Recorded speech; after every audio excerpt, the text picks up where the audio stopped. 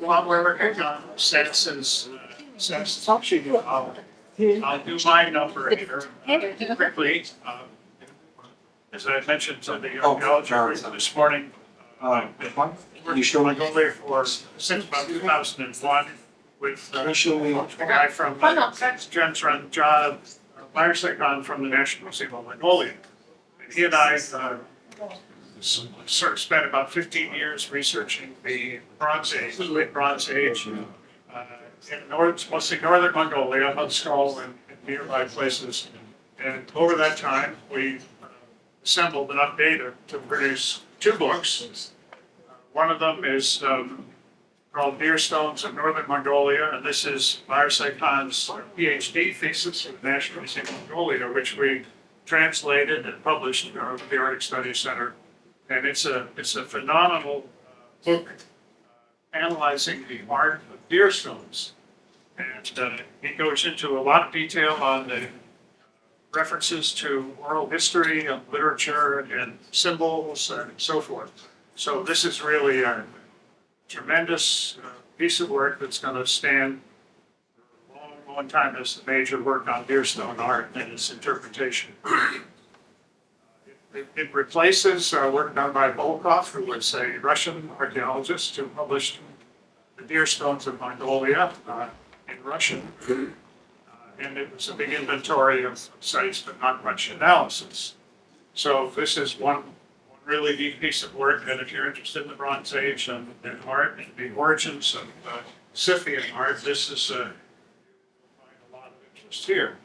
So we were partners on this project, and while he was cataloging and doing the deer stone art, I was sort of doing the deer stone Bronze Age archaeology, which basically means we were working together, but I was more concerned with the sites we were digging and the description of the sites, the ideas that people have about the deer stones.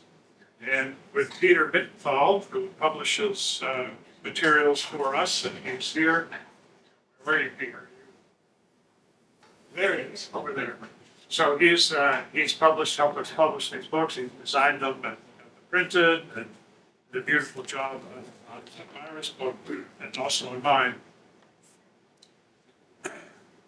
So this is kind of like an archaeological monograph, but it's mixed with a lot of ethnographic material. Because I wrote diaries of people we were meeting as we were doing the work and so on.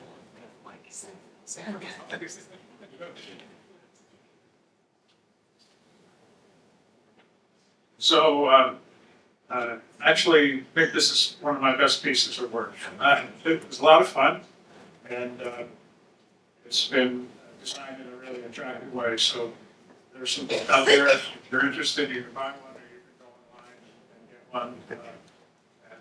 I think the two books together are going to be really helpful in terms of moving forward on Bronze Age art and archaeology, symbolism, and so that's what I have to say. And I think the last thing I'll say is that, we had this big question about deer stone art, whether it was derivative of the Scythian art, the wonderful art of the steppes and the Pontic region, or was earlier. And so what we were able to accomplish with our work was very careful radiocarbon dating deer stones, and we found out that they date 500 to 800 years before the Scythian period. So deer stones are representative of art from the tradition, the nomad tradition that fed into and contributed to the grand Scythian art that we know of so much from the western part of Asia. So it was a lot of fun. And that's all I have to say about that.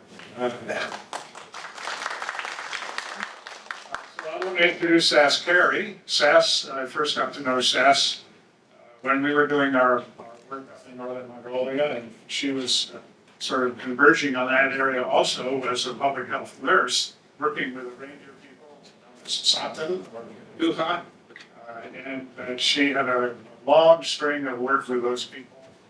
She's got a great story to tell. She's written a book, basically a biography with wonderful stories about, you know, how her life unrolled and how eventually she was able to marry Mongolia.